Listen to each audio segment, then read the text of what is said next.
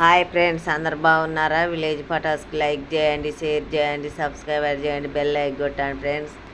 ఈరోజు అయితే నేను ఊరికి పోతానా. ఏ ఊరికంటే మా ఇంటికి పోతానా, రావిరాలకి అయితే పోతానా ఫ్రెండ్స్. గడ్డకాడికి నడిచిపోయేది మీకు అయితే తెలుసు కదా, ఇంకా ఆడికి అయితే నడిచిపోతానా. చూడండి ఫ్రెండ్స్, ఆటో ఎప్పుడు వస్తుందో ఏం కథో కానీ నడవనైతే నడుస్తాను. ఇక చూస్తారు కదా, ఆటో వస్తే తొందరగా పోవచ్చు. నడిచి అయితే పోతాను. ఆటో రావాలి డబ్బులని.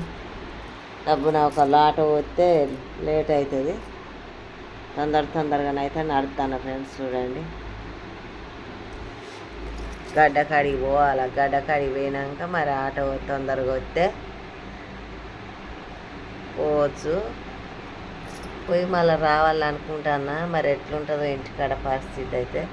ఆటో అయితే రెడీలు ఉన్నాయి ఫ్రెండ్స్. ఆటో ఎక్కిన తొర్రూరు బస్ స్టాండ్కి అయితే పోతాను. తొర్రూరు బస్ ఎక్కాలిగా, బస్ స్టాండ్కి అయితే పోతాను. చూడండి ఫ్రెండ్స్, ఆటోలు ఉన్న బస్ స్టాండ్కి అయితే పోతాను. బస్సు కూడా రెడీలు ఉన్నది. బస్సు ఎక్కిన తొర్రూరు బస్సు. ఏందో ఫోన్ వస్తుంది, ఏందో సప్పుడు అవుతుంది. సరే మరి, ఫోన్ వచ్చింది చూస్తారా. ఫోన్ అయితే వస్తుంది, నేను మాట్లాడతా ఫ్రెండ్స్కి. అమ్మ మాట్లాడుతుంది. అవునా గల్లా, సర్లే. ఫోన్ వచ్చింది ఏందని చూస్తారు. మా ఆయన బండి మీద పోదాం రా అని అంటే సరే అని బండి బస్సు దిగిన బండి వేసుకొని వచ్చిండు బస్ స్టాండ్ కాడికి. ఇద్దరం అయితే కలిసిపోతాను, బండి మీదనైతే పోతాను. చూడండి ఫ్రెండ్స్, మరి మా ఎవరో నాట మొన్న కంట్రోల్ బియ్యానికి వచ్చిండు మా ఇంటికి. గడ్డి బాగున్నది అని అన్నారట. ఇంటి ముందు గడ్డి మొలిచింది బాగా అని అన్నాడు. అయితే అదే చూసి వద్దామని నేను వస్తా అంటే ఇద్దరం పోయొద్దాంపా అని మా ఆయన అంటే ఇక పోతాను ఫ్రెండ్స్. మరి గడ్డి బాగున్నది అంటాడు. ఆడికి పోయినాక ఎట్లుంటుందో గడ్డి మరి సంగతి నేనైతే చూడలేదు. చూడాలి మరి పోయినాక ఎట్లుందో ఏం కథ. నాకైతే చాలా రోజులు అయితే అది గడ్డి గిట్లా బీకక. బాగుందట, బీభత్సంగా ఉన్నదని అంటాడు. ఫోన్ అయితే పోతాను. ఇంటికి అయితే వచ్చినాం ఫ్రెండ్స్. తాళం తీసిన ఇంటికి వచ్చినా కానీ ఇటు ఒకసారి చూడండి ఫ్రెండ్స్. ఇది ఆకిలి. ఆకిట్ల గడ్డి చూడండి ఫ్రెండ్స్. ఈ గడ్డిని చూస్తే ఇక కంచె ఉన్నట్టే ఉన్నది. అదరే పుడుతుంది నాకైతే. బండి ఆడ పెట్టిండు. ఇక మా ఆయన కొత్తనే ఉన్నాడు. ఇక గడ్డి అయితే ఈ గడ్డి చూసే నాకు అదరు పుడుతుంది. మరి ఎట్లనో ఏం కథ. పీకనైతే పీకాలి, ఇక తప్పది.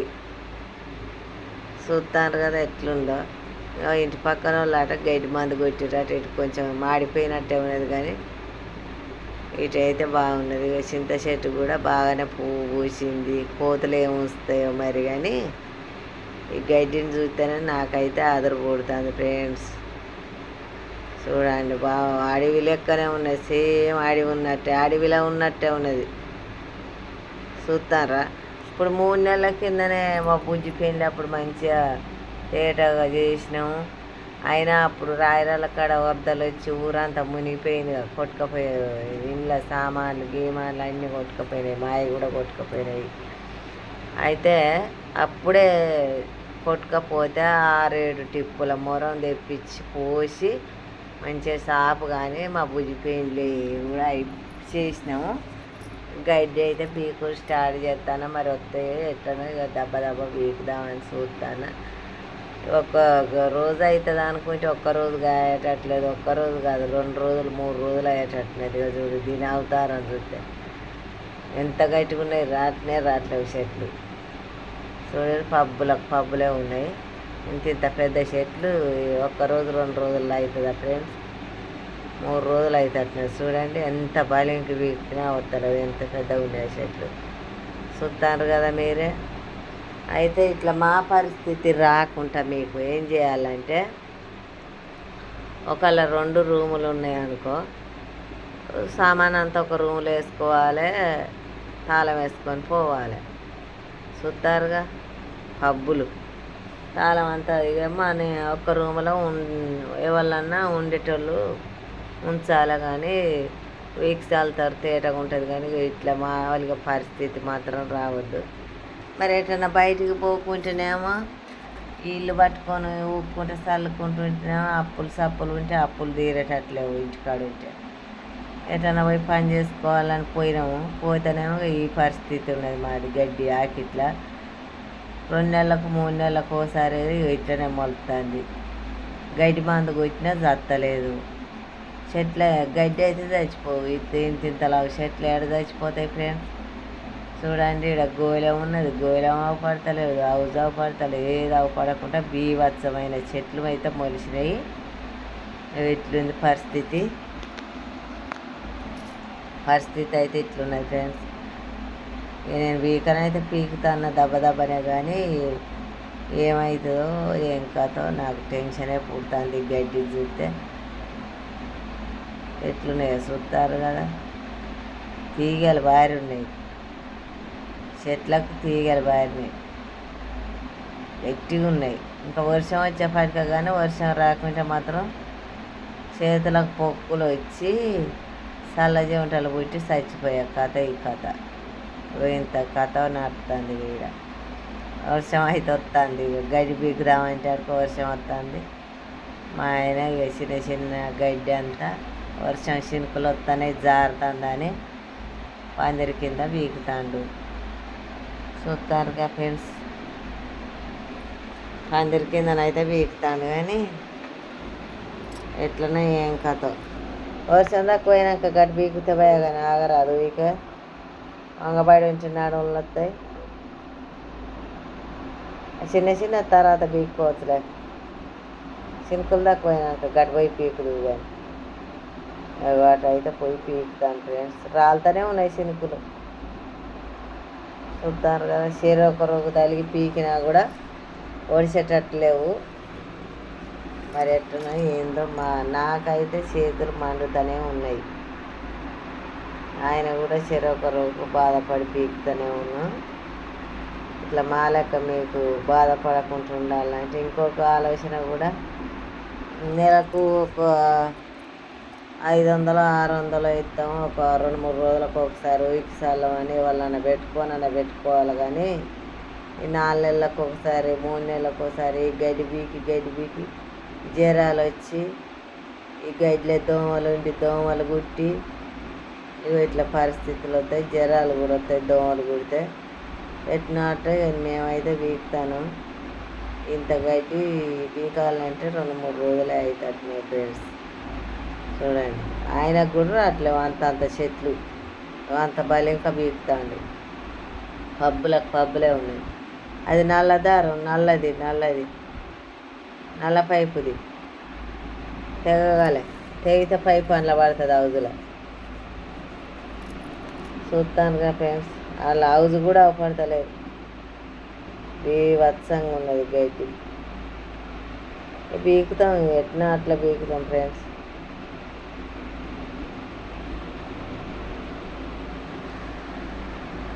మళ్ళా శనుకులు వచ్చి పాడవుతున్నాయి కదా.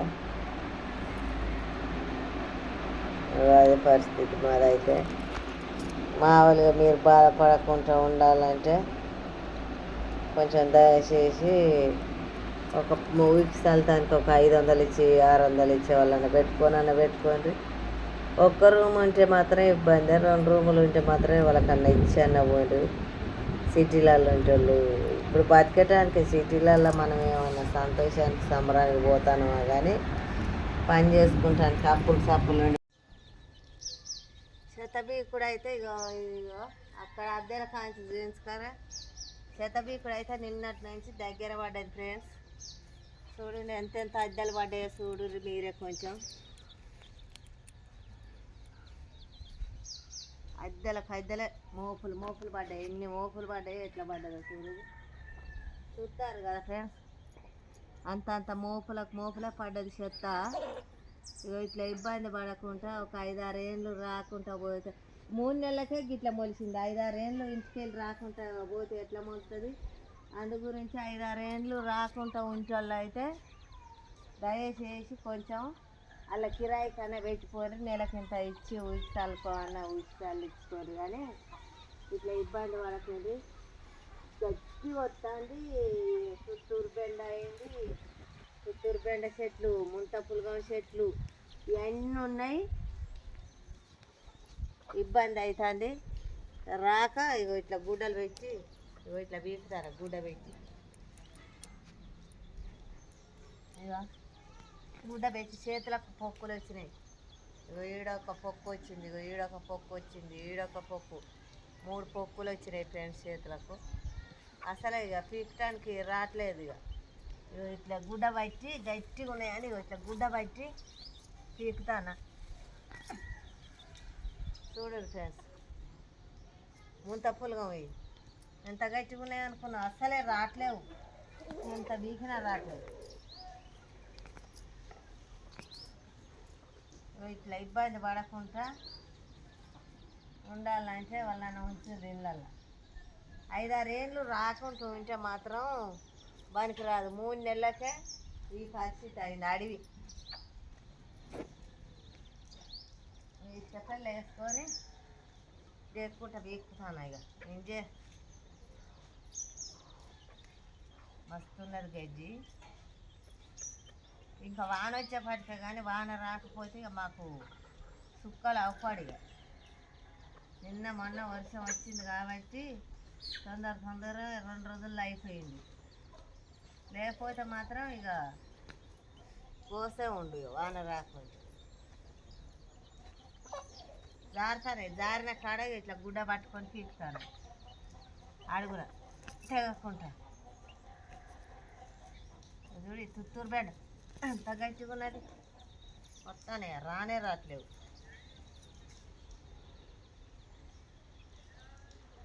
ఏందో మన తాలింపు గింజలు లెక్కనే ఉన్నాయి ఈ చెట్లు అయితే. ఏం చెట్లు అవి? ఇంత ఇబ్బంది పడకుండా ఉండాలి మీరు.